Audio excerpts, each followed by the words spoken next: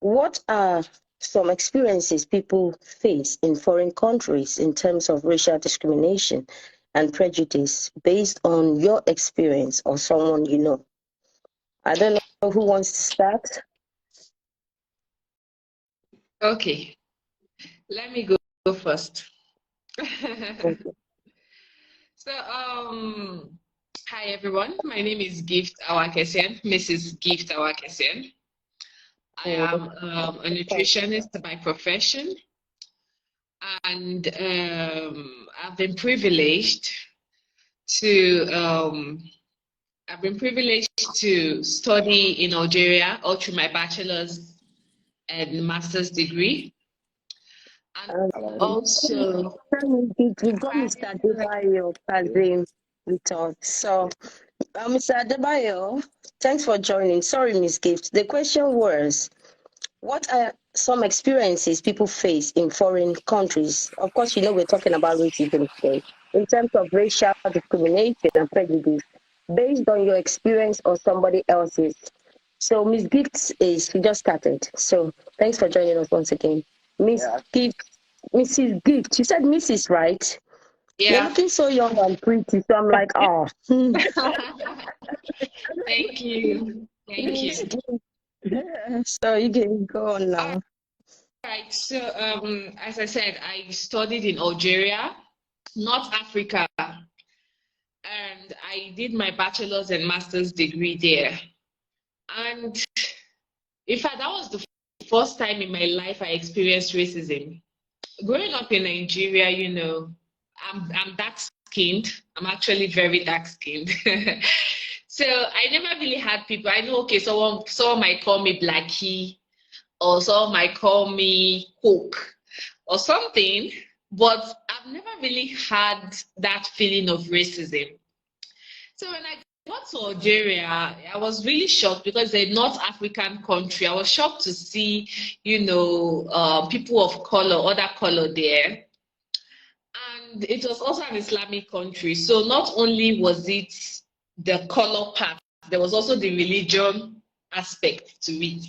So of course I was aware of the religious aspect to it, but I wasn't really sure of the color aspect. And one day I was just walking on the road and someone called me la couleur. Now in French, la couleur means colored, like colored one. And then they went on to call me Babaya. Is it Babaya? I've forgotten actually because it's been long. But that's supposed to mean a monkey.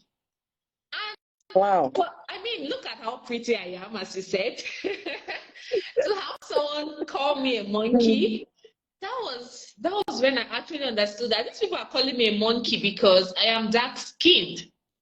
Wow. And in fact, I just didn't know what to think of the whole situation. We had people who were committing suicide because of racism. We had people who could not focus in school because of racism. But me, I'm a naturally optimistic person. So it didn't take me long to kind of get over it and get used to it. Because I mean, sooner or later, in as much as they were calling, some people would call me black, nigger. Some would even, in fact, it's not just about the name calling.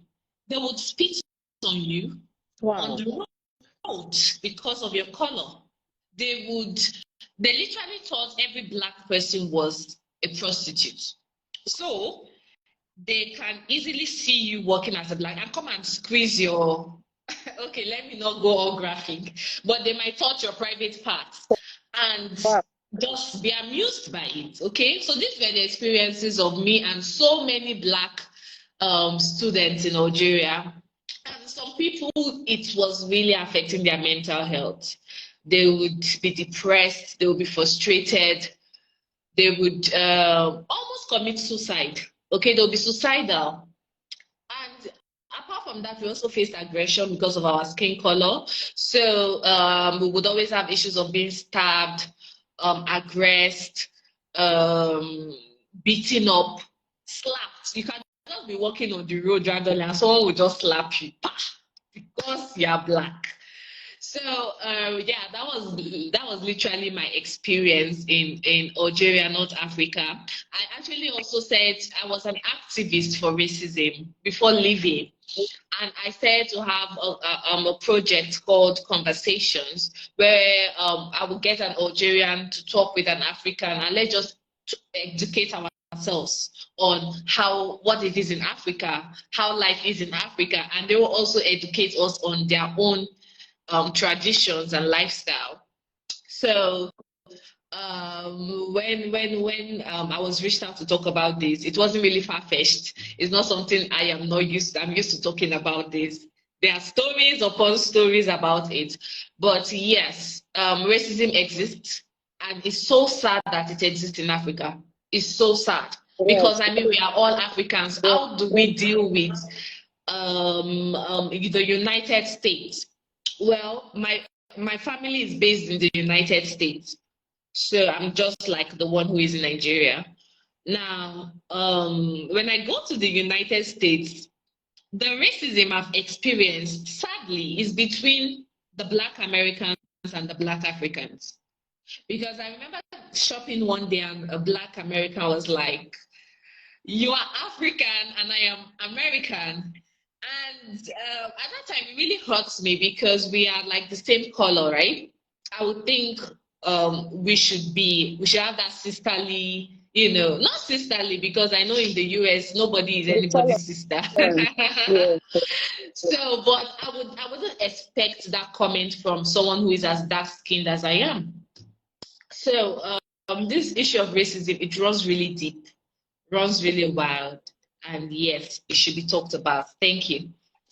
thank you, Mrs. Gibbs. You've spoken very, very well, and thanks for sharing your experience. It's not something to be proud to talk about, but it's good you've spoken about it because it's so sad that we, the same continent, coming from the same continent, will be able to treat each other in this, manner. It's really, really sad, but it's good that we're talking about it. It's embarrassing, but also good that we're talking about this issue.